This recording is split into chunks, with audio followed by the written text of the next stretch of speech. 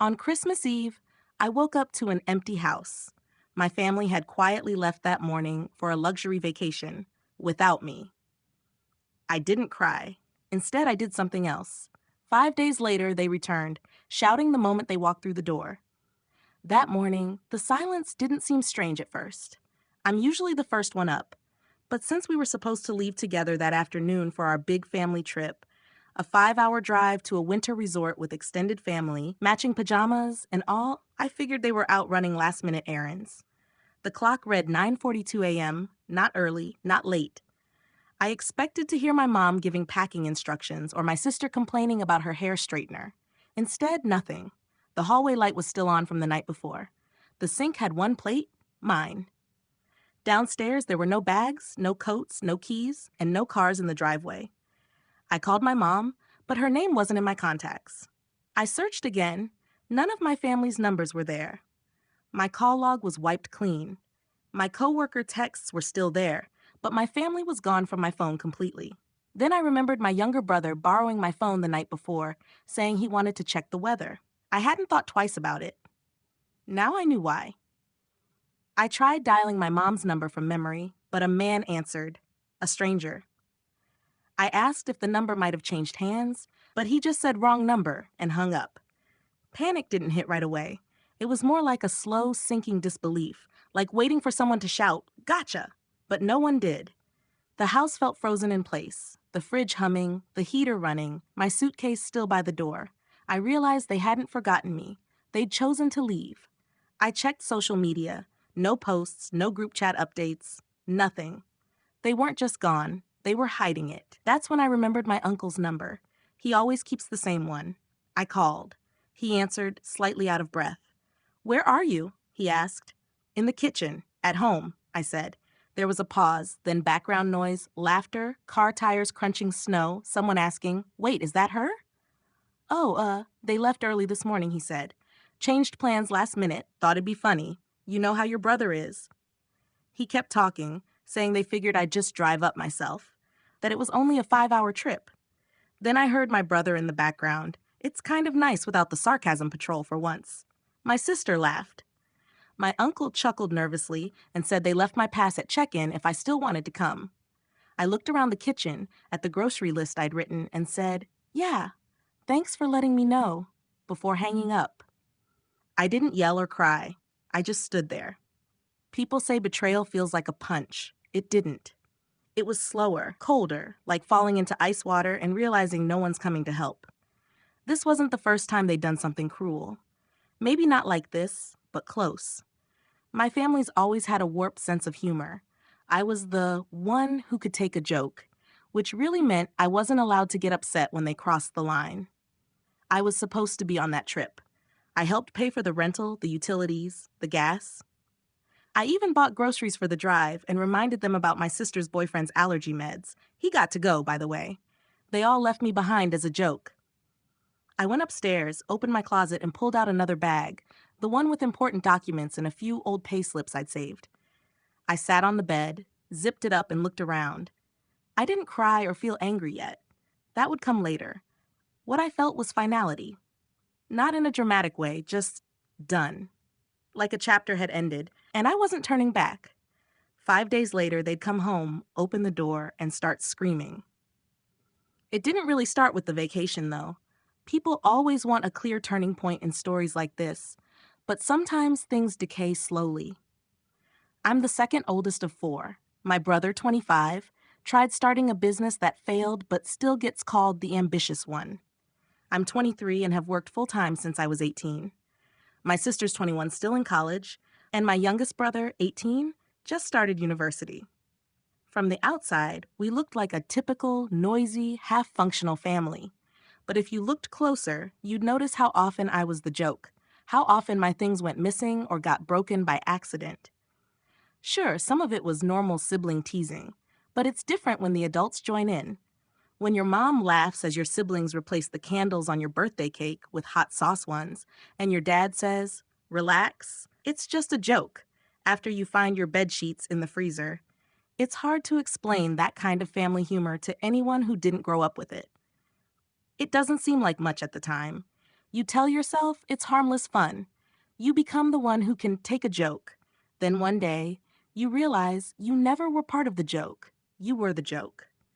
I didn't go to college, not because I didn't want to, but because someone had to work. My older brother tried a startup right out of high school, burned through a loan and most of my parents' savings, and when it failed, they called it a learning experience. When I said I'd work first and maybe go to school later, they said they were proud, then handed me the bills. It started small. The electricity since I was earning, then water, then Wi-Fi, then groceries, and eventually the mortgage, just until things stabilized. That was 4 years ago. Meanwhile, my siblings either stayed in school or moved back home under the still figuring it out excuse. That rule somehow never applied to me. I didn't resent the work. In a way, it gave me purpose. I liked feeling responsible, but it was as if no one noticed. My younger brother once said, "It's not like you're paying for everything. You live here too." Maybe that was fair. My room with the peeling wallpaper and drafty window was apparently my rent. I can't remember the last time anyone said thank you. I stopped keeping track. Still, I was genuinely excited for the vacation. It was supposed to be all of us, the first full family trip in years, including extended relatives. Skiing, fires, games, all of it. I even helped plan at first, suggesting a cabin by the lake instead of an expensive resort. My sister immediately shut it down. "It's already handled," she said. My mom added, "Just bring snacks." I backed off. Then I found out they had two group chats, one for logistics, which I was in, and another, the real one, with all the jokes, photos, and updates. I wasn't invited. Still, I packed my bag, paid my share, and booked time off work. I even offered to help with the Airbnb deposit since my brother was short on cash and my sister's tuition had just gone up. I didn't mind. I wanted to be part of it. The week before the trip, I asked what time we were leaving. "Afternoon," my mom said, not looking up from her phone. "Just be ready." I was packed days in advance. I bought a new car charger, restocked the medicine drawer, and cleaned out the trunk. Small things that made me feel included. The night before, I double-checked my bag and left it by the door. We didn't talk much. It was fine. Then, Christmas Eve came, and they were gone. No note, no call, no explanation, just silence. The kind that stays with you. 5 days later, they came back. I wasn't there, and neither was the fridge. I didn't see their faces, but I heard what happened. My elderly neighbor called the next day, gently saying she'd seen my family return and that something seemed wrong. She wasn't the only one. There had been shouting, loud, angry shouting that carried across driveways. The couch was gone. The internet didn't work. The washer, dryer, some shelves, the microwave, all missing. Even the spice rack was gone, which apparently caused an argument. Someone actually yelled, "Why would she take the cinnamon?" They thought they'd been robbed. Until my brother checked the Ring camera and saw me carrying out the last box, calm and steady, locking the door behind me like I was going out for groceries. By then, I was sitting in my new place, a small second bedroom in my best friend's apartment. Nothing fancy, just clean, quiet, and mine. I was eating leftover soup and watching a movie on a borrowed tablet when my phone started buzzing. 52 missed calls, mostly from my mom, some from my sister, and even a few from my older brother, which was surprising since I couldn't remember the last time he'd called at all. Then came the texts. "Where are you? We're calling the police. This is crazy. You've gone too far. Come home and fix this." I didn't reply. I read them one by one, then set my phone down and went back to my soup. I hadn't planned any of it at first, but after that phone call from my uncle, after realizing they'd all left me behind on purpose laughing about it, I couldn't sit there pretending it meant nothing. Because it meant everything. I didn't leave in anger. I didn't destroy anything. I just took what was mine, no more, no less. The fridge? Mine. I paid for it when the old one broke and no one chipped in. The washer and dryer? Bought with my bonus 2 years ago. The couch, microwave, Wi-Fi, all under my name. I canceled the accounts, ended the services, left the key in the mailbox, and walked out like I was finally clocking out of a job I never signed up for. 2 days after they got back, the police knocked on my new door. No sirens, no drama. Just a quiet visit from an officer doing his job. He looked to be in his mid-40s, tired, like someone sent on an errand he didn't agree with. "Your family reported you missing," he said. I nodded. They're also claiming possible theft. I stepped aside and let him in, gesturing toward the small kitchen table. Then I pulled out a folder I'd kept for years: warranties, invoices, receipts, screenshots, bills, proof of everything I'd purchased. I handed it over in silence. He flipped through slowly, pausing at the fridge receipt, the Wi-Fi contract, the washer set. When he finished, he closed the folder and rested his hands on it. "You really covered all this yourself." I nodded again. He was quiet for a moment. "Then, do you want to give them your address? Let them know you're safe?" "No," I said. "They don't need to know where I am. I'm not missing. I just left." He nodded, passed the folder back. "You're not in trouble. Honestly, I wish more people were this organized." He stood, paused at the door. "You sure you don't want me to pass along a message?" I met his eyes and shook my head. "If they want answers, they can start by paying for their own groceries." He gave a faint smile. "Fair enough." I thought that would be the end of it, but it wasn't. 2 days later, my parents showed up at my job. I work a standard office role: fintech support, spreadsheets, customer calls. Not exactly the place you expect to be confronted by your mother. Reception sent me a message: "Your parents are here. Everything okay?" I walked to the lobby and saw them. My dad in his usual pressed polo, my mom in her winter coat, face tight like she couldn't decide whether to cry or yell. They both looked like they'd aged 5 years in 5 days. "Can we talk?" she asked.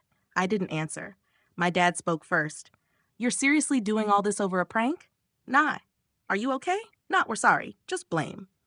"You need to come home," my mom said. "This has gone too far. We need to fix this." I looked at her. "You left me first," I said. "Remember?" She fell silent. My dad's voice rose, muttering about bills, responsibility, and maturity. "If you don't leave," I said quietly, "I'll call security." They froze, stunned. My mom looked hurt. My dad looked furious. But they left, loudly, not gracefully, but they left. That night, I sat on my small balcony with tea and a blanket. The air was cold, but I didn't mind. My phone buzzed beside me. Another call, another voicemail. I didn't look. For the first time in years, I wasn't waiting for someone to yell my name, ask for the Wi-Fi password, or demand money for bills. I just sat there and let the quiet belong to me. Weeks passed. The calls stopped. Or maybe they realized I wasn't going to answer. Either way, the silence was good. I filled it with simple things: grocery runs, quiet dinners, work days where I wasn't the fixer for everyone else. But silence didn't mean they were done. News reached me through others: the neighbor, my cousin, even a long, unsolicited message from someone in my mom's church group, starting with, "You don't know how hard this has been on your parents." Apparently, things at the house were unraveling. The Wi-Fi ran out when the prepaid modem expired. My sister blamed my brother for not reloading it. He blamed her for changing the streaming passwords. The electric bill went unpaid for a month until someone borrowed money to avoid a shutoff. They replaced the fridge with a second-hand one that hummed constantly. My cousin called it sad. I didn't ask for her opinion. No one seemed to know who was responsible for what anymore. Every conversation turned into an argument. The family group chat that once excluded me was now dead. No replies, no updates. It was clear the house I'd quietly kept running for years was collapsing without me. I was back to work one afternoon, half listening to coworkers complain about someone microwaving fish in the break room, when the door buzzer rang. I thought it was a delivery. I'd ordered dish soap and new sheets, but something made me check the security feed first. There they were. My 3 siblings, my sister, younger brother, and older brother, standing outside the building like it was some sitcom reunion. My sister even held a bag of snacks, smiling like this was a casual visit. To this day, I don't know how they found my address. It wasn't from me, but I guess panic can make people resourceful. I didn't buzz them in right away. I stood at the door for a moment, then went down to meet them. "Hey," my sister said, all friendly, as if we hadn't spent Christmas in separate worlds. We were in the area and thought we'd stop by. Sure, just happened to be in the neighborhood of a building they weren't supposed to know existed. I stayed quiet. "We've been talking," my older brother said. "We wanted to clear the air," my younger one added, trying for sincerity but sounding more like a group project presentation. "They asked to come up." I didn't want them in my space, but I wanted to hear what they had to say, so I let them in. We sat in the living room. They offered me chips. I declined. They started by reminiscing about old pranks, saying they didn't realize how much it hurt me, that they didn't mean anything by it. I stayed silent. Then came, "We miss you," followed by, "It's not the same without you." My sister added cheerfully, "We even started doing game nights again." When my sister smiled and said, "Like when we were kids, you should come," something felt off. That familiar warning bell went off in my head because we never had game nights as kids. Not once. I tried to start that tradition when I was 15 and lonely, but they laughed at me for it. Now here they were, trying to sell me nostalgia that didn't exist. Then came the slip. My older brother, reaching for his water, said casually, "And honestly, if you moved back, it would just help stabilize things. You know, financially." There it was. The real reason they tracked me down, sitting on my borrowed couch, pretending everything was fine. It wasn't about family or missing me. It was about money. About losing the one who quietly kept the mortgage paid, the Wi-Fi connected, the fridge stocked, the bills handled, the background noise of their lives running smoothly. They never questioned it before. I stood up. "You need to leave," I said. My sister blinked. "What?" "You can finish your chips in the hallway, but you're leaving." My younger brother looked stunned. "But we're trying." "No," I cut in. "You're trying to make things the way they were. That's not the same." They left. No shouting this time. No dramatics. Just an awkward, brittle silence. Like they hadn't expected me to say no. Weeks later, my cousin filled me in. Things had gotten worse. Everyone started blaming each other. My younger brother said it was my sister's idea to leave me behind. She said it was my older brother's. He insisted it was just group energy. Eventually, they all stopped talking. One by one, they moved out. My sister to a friend's place, my younger brother to a classmate's, my older brother hopping from couch to couch until he rented a room an hour outside the city. My parents couldn't manage the mortgage alone. They sold the house and moved into a small rental in a town no one can pronounce. The family group chat died. Family dinners ended. Everyone drifted apart, living separate lives in places they never wanted to be. No one speaks to each other now. Certainly not to me. The other night, my roommate and I made dinner. Simple pasta and sauce. We opened a cheap bottle of wine and watched something mindless on TV. At one point, he looked over and said, "You've been smiling a lot more lately, you know that?" I hadn't noticed, but I believed him. After he went to bed, I sat on the small balcony with a blanket around my knees and a mug of tea in my hands. The air was cold, still, and quiet. No messages, no noise, no weight on my chest. Just peace.